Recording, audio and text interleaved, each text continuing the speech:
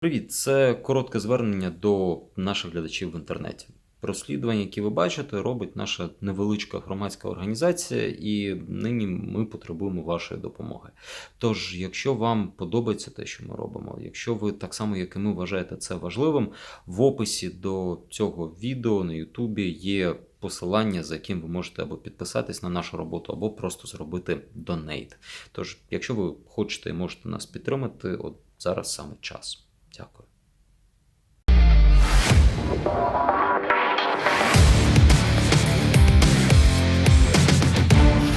Вітаю! Мене звуть Денис Бігус, а в ефірі програма антикорупційних розслідувань «Наші гроші». Президент України Петро Олексійович Порошенко щасливий. Це не я кажу, це його слова. І щасливий він не просто так, а від свого нового кадра. Президент призначив губернатором Київщини Олександра Терещука. Людину, яка вже була фігурантом нашої програми. Тоді кар'єрний міліціонер, вибачте, це було ще до поліції. Так ось, кар'єрний міліціонер Терещук після революції очолював МВС у столиці. І вже тоді до пана Терещука було багато питань. І стосовно біографії, і стосовно майна. Зрештою, його величезними, зазначу, зусиллями звільнили, але президент прихистив його у своїй губернаторській вертикалі. І доки Терещук у цій вертикалі зростав, абсолютно магічним чином зростав і бізнес його дочки на держзакупівлях. Вони якось синхронно набирали обертів. Далі Максим Опанасенко про IT-стартапи по-українськи. Він мав бути звільнений більше 3 років тому із довгою забороною займати будь-які державні посади. Натомість його кар'єра різко пішла вгору. Настільки різко і настільки вгору, що наприкінці жовтня він очолив цілу Київську область. Я щасливий сьогодні представити Олександра Дмитровича Терещука. Олександр Терещук понад 30 років працював в правоохоронних органах. Під час Майдану керував міліцією Волинської області, звідки відправляв Беркут в Київ у відрядження. Беркут знаходиться у відрядженні. Я говорю, місті Києві. Я про що ви не говорю. Тому що є наказ міністру з того приводу. Та замість звільнення одразу по закінченню революції Терещук несподівано пішов на підвищення. Приїхав керувати вже київськими міліціонерами. Від люстрації МВСника врятував особисто президент Порошенко. Він просто скасував його звільнення, скориставшись винятком. Мовляв, Терещук потрібен для обороноздатності країни. Врешті, наприкінці 2015-го його таки звільнили. І обороноздатність країни від того не постраждала. Але без влади він лишався недовго. Далі екс-міліціянт виринув у президентській вертикалі, обладміністраціях. Спершу стає першим заступником керманича Одеської області. А зовсім нещодавно Порошенко підвищив Терещука до очільника Київської області. На закаті міліцейської кар'єри Терещука його донька увійшла у бізнес. Доволі специфічний, бо спеціалізується на поставках держорганам і працює з бюджетними коштами. А коли екс-міліціант повернувся у владу, цей бізнес почав зростати. Загалом за 3 роки фірма натендерила на майже 140 мільйонів гривень. Знайомтесь, Оксана Сорочинська, донька Олександра Терещука. Молода мама 2 дітей і віднедавна ще й успішна бізнес-вумен. До приходу в бізнес Оксана працювала в держпідприємстві МВС «Розвиток», а її чоловік і досі інспектор з обігу зброї в столичній Нацполіції.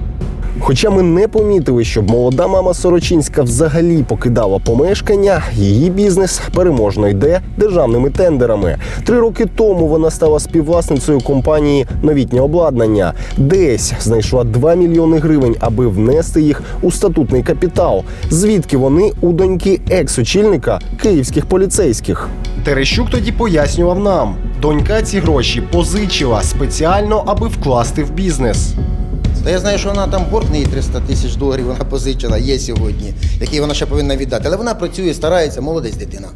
З кінця 16-го фірма, що ніколи до цього не мала подібного досвіду, починає активно тендерити. Займається поставками техніки, комп'ютерів, систем відеоспостереження тощо. Невдовзі після появи доньки Терещука серед власників компанії їй віддає 3,5 мільйони гривень за комп'ютери Центр обслуговування підрозділів МВС. Того МВС, в якому працює чоловік Сорочинської і понад 30 років працював батько. З призначенням Олександра Терещука на високу посаду в Одеську область фірма Сорочинської різко розширила географію в бік півдня. Ніби за помахом чарівної палички новітнє обладнання отримує замовлення на створення систем відеоспостереження від порту Южний, а також Ізмаїльського та Іллічівського морських портів. Ціна питання – десятки мільйонів гривень. Тільки з Южним фірма натендерила на майже 70 мільйонів. Усі порти в Одеській області, в якій другу за значимістю посаду займав батько Сорочинської. Терещук свою причетність очікувано заперечує. Дивіться, є правоохоронні органи. Ці правоохоронні органи, значить, зверніться, хай вони провірять, хто, як тендер. Я знаю, що там якась міжнародна компанія проводила. Мало того, керівник порту не мій підлеглий, я зауважу, це не мій підлеглий. Не мій підлеглий. Більше того, це міжнародні торги були. Крім цього, я не буду оправдатись, ви провірте декларацію, подивіться, зверніться до правоохоронних, вони вам дадуть повний коментар. То, можливо, просто збіг, і новітнє обладнання справді пропонує держустановам найвигідніші умови. Давайте перевіряти. Комплекти обладнання для відеоспостереження. Їх у вересні цього року закупила адміністрація Іллічівського порту. Найдорожчі в кожному з цих комплектів, звісно, самі камери. Ось таких від виробника Axis новітнє обладнання продало 3 одиниці. І обійшлися вони у понад 540 тисяч гривень за кожну. І це ціна навіть без врахування ПДВ. Ось ця ж камера в звичайному інтернет-магазині з гарантією від виробника, усіма можливими типами доставки та оплати. І тут вона майже на 60 тисяч гривень дешевша. Переплата на 3 камерах майже 180 тисяч гривень. І це лише частина комплекту. За місяць, у жовтні, вже морський порт Южний замовив у новітнього обладнання систему відеоспостереження замкнутого типу. Велике замовлення на понад 60 мільйонів гривень теж складалося з багатьох елементів. Логічно, що тут знову були камери.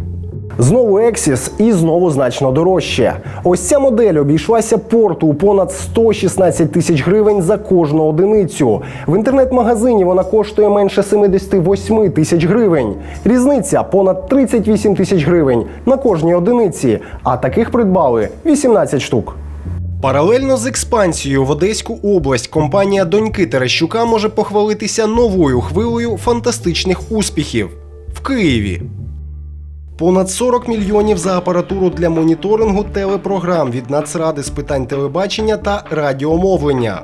Ще понад 10 мільйонів за обладнання для відеоспостереження та аудит систем безпеки від Київ-Дніпровського міжгалузевого підприємства промислового залізничного транспорту. Жирно. Якщо припустити, що тендерним перемогам в Одеській області сприяв Терещук, то як тоді пояснити ось ці київські? Дуже просто. У доньки Терещука в новітньому обладнанні є ще й партнери. Наприклад, Євгеній Панкратов. На перший погляд, це просто 21-річний киянин, прописаний у скромному будинку неподалік Київського вокзалу, який раптом вніс у статутний капітал фірми понад 3 мільйони гривень і поїхав вчитися за кордон. Євген, а чиє отчество? Володимирович. Ага, ну значить це син цей. То він взагалі вчиться. Він вчиться за рубежом. Так його немає? Да, приїжджає тільки на концерт. Я думала, що ви за тата питаєте. Ні. Про тата Євгена справді треба згадати, бо Володимир Панкратов – це колишній керівник Київ-Дніпровського МППЗТ. Так, тієї самої установи, яка нещодавно назамовляла фірмі Панкратова-молодшого і доньки Терещука техніки на понад 10 мільйонів гривень. Причому новітнє обладнання взагалі було єдиним претендентом на отримання цих замовлень. Шансів не перемогти не було. Великий бізнес, великі маєтки. Ось такий Терещуки добудовують у елітному процеві під Києвом. Сюди хоч позашляховиком, хоч катером. Взагалі дефіциту нерухомості у нового очільника Київської області немає. Окрім Процівського, у Терещуків є ще чималий маєток в Жулянах, таке собі родинне гніздо. І ще один в Христинівці на Черкащині. Та й донька не відстає від батька. Взяти хоча б ось цю новобудову в елітному Печерському районі. Половина усієї вежі у власності доньки Терещука, друга половина у її брата Івана. За документами це житловий будинок, але таблички на фасаді підказують, що це щось на кшталт офісного центру.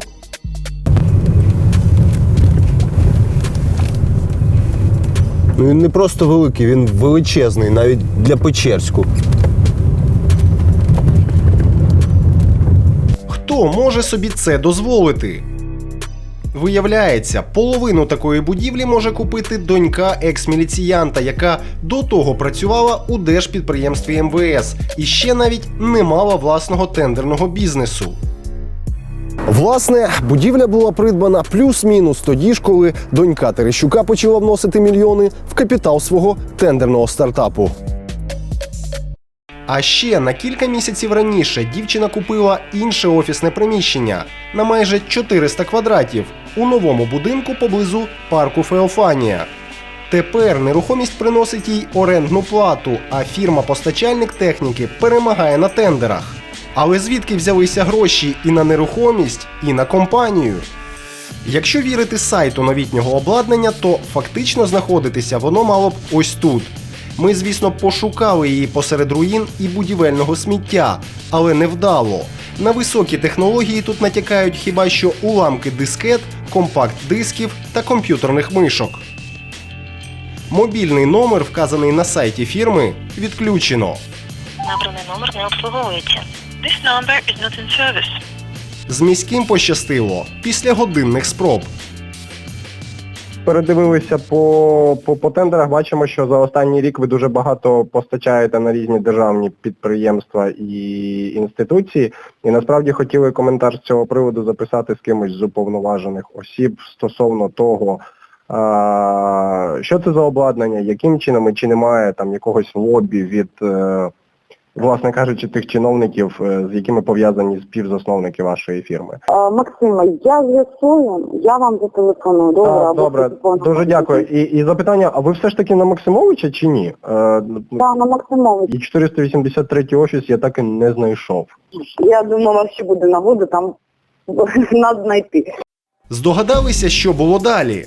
Вірно, нагоди так і не випало, і нам ніхто не перетелефонував. Але насправді все зрозуміло і так. Фірма, що контролюється родичами дуже впливових людей з новим керівником Київської обладміністрації на чолі, задорого продає обладнання в держустанови, так чи інакше пов'язані все з цими ж впливовими людьми. При цьому існує фірма лише віртуально, ну, на те вони і сучасні технології. Є думка, що президент призначив Терещука, аби забезпечити собі голоси на майбутніх виборах в центральній області країни. Тому для чого Терещук потрібен президенту, в принципі, зрозуміти можна. Незрозуміло лише для чого Терещук потрібен Київській області.